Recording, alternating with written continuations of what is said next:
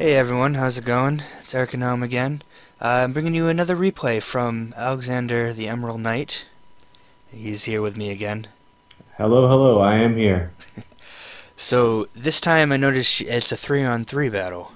Yeah, what happened with this one, if I remember correctly, and this is going to really start challenging my recall from a month ago. I believe what happened with this one is that we had a disconnect during the battle, and it was one of the deals where I was in the handheld lounge at the meetup, had people waiting, and just figured that we would shorten it to a 3-on-3, which especially in triple battle, those go lightning quick because there is no options to switch. So, so basically, what I did here is I went with Espeon because basically Espeon is like my MVP, setting up the screens. Mr. Mime because he was my strongest special attacker, and then Gallade being my Mega Pokemon. Yeah, unfortunately, disconnects happen sometimes.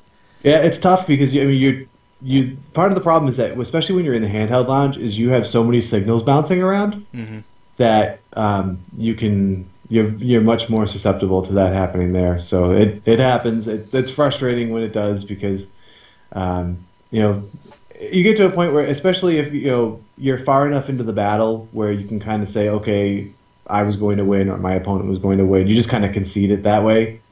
But if it happens fairly early or it's tough to tell, then you really don't have a choice but to restart the battle. Yeah, I did have one disconnect where it was, I think one Pokemon went down or something, and I ended up restarting it. Fortunately, it was just the one disconnect over the whole weekend, which wasn't too bad. Yeah, I think this might have been the only time it happened to me too. Okay, so let's find out what happened in this battle.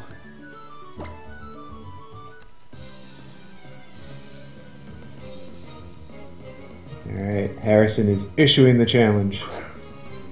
Alright, so here we knew what three he was going to have here. We have Snorlax, Jolteon, and Blastoise. So, Snorlax I wasn't too worried about because I knew Gallade could handle it. Jolteon always kind of scares me just because it's super quick and can hit super strong with some of its electric attacks.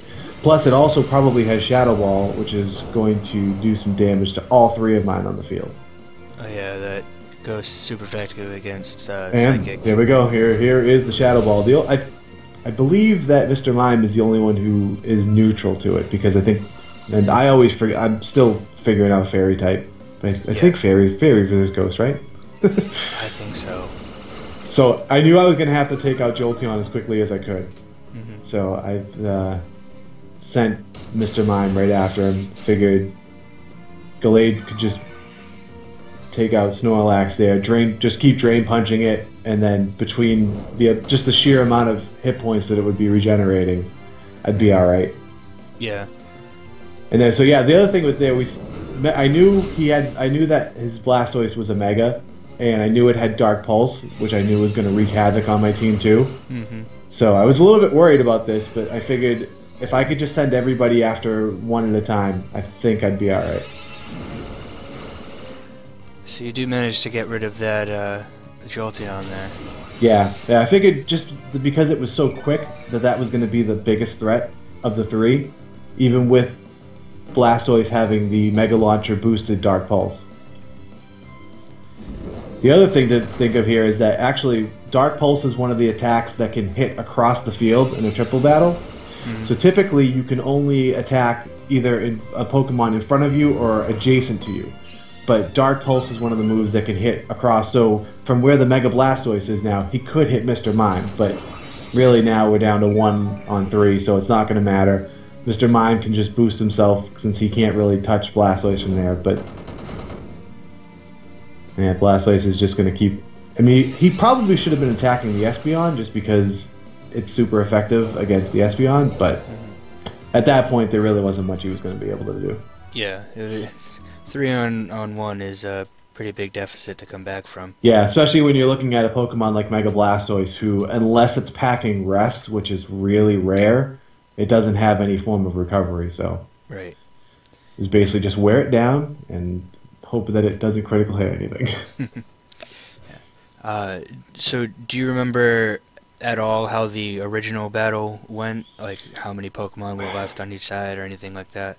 Honestly, I don't. I want to say that we were somewhere in the middle of the battle because, like I said, if it looked like one way or the other, someone was going definitely ahead.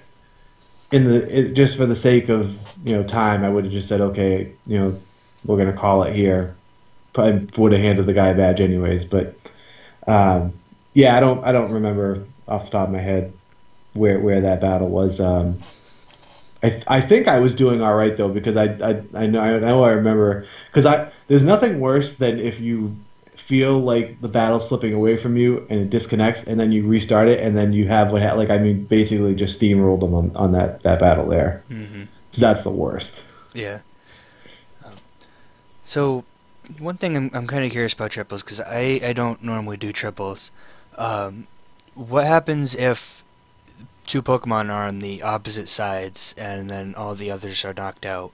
And Okay, right. So what happens there is the game automatically centers them. okay. So basically, if you get down to one on one, it'll say automatic center, or I forget what it does in Gen 6, but it puts both of them right in the middle. So yeah, because you can one of the options that you have if when you're picking your move is if you're dealing with your Pokemon on the left or on the right, you can shift them. So it takes their turn, but it shifts them to the middle. You can't shift your middle Pokemon. I'm not really sure why they did that, because there are times that I would like to not attack with the middle one and use its turn to shift, but and it also it's not unlike a rotation battle when you rotate your Pokemon. Shifting goes in accordance to the speed.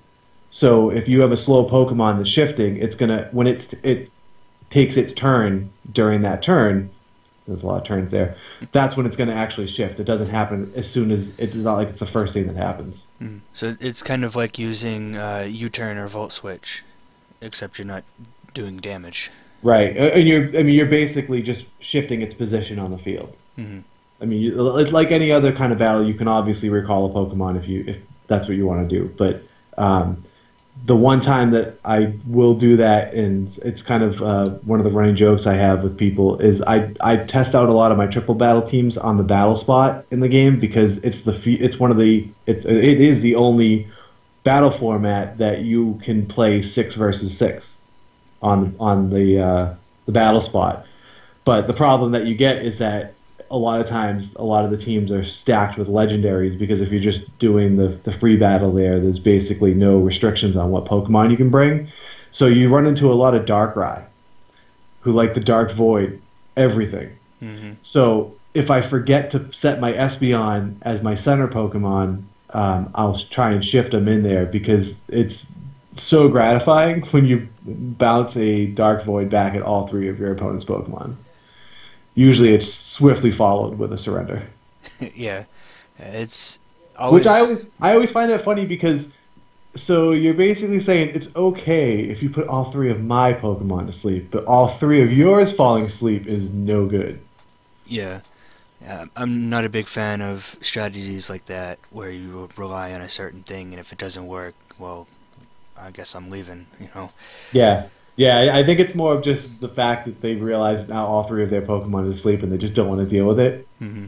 But it's like, hey, you thought it was cool if all three of mine were. Yeah. But yeah, so that's the one thing is that sometimes you'll if you have you don't shift often because I find that shifting sometimes you're unless you have a really advantageous defensive matchup, like if you're shifting something, let's just say for example, if you have a flying type on maybe your left and you're shifting it in the middle expecting a ground type move. Because otherwise you're basically it's like a switch in a sense where you're basically just you're taking a free shot. Hmm. Okay. Well, thank you again for coming out recording another of your replays. Thank you for having me, sir. And thanks again, everyone, for watching. As usual, links will be down below in the info section where you can find us. At the time this video goes up, PAX Australia applications should still be up. So if you want to be a gym leader at PAX Australia, find the link down below. You can find out more and where to apply. However, PAX Prime applications will be closed because I'm not sure when this video is going up, but it'll probably be a week or two after. Um, so if you miss your opportunity on that, yeah, if you're going to PAX Prime, make sure you challenge the Pokemon League because it is a lot of fun as a challenger as well. Win yourself some badges. Yes, I love my badge collection. It's pretty impressive. Um, Alright, so I will see you guys all next time.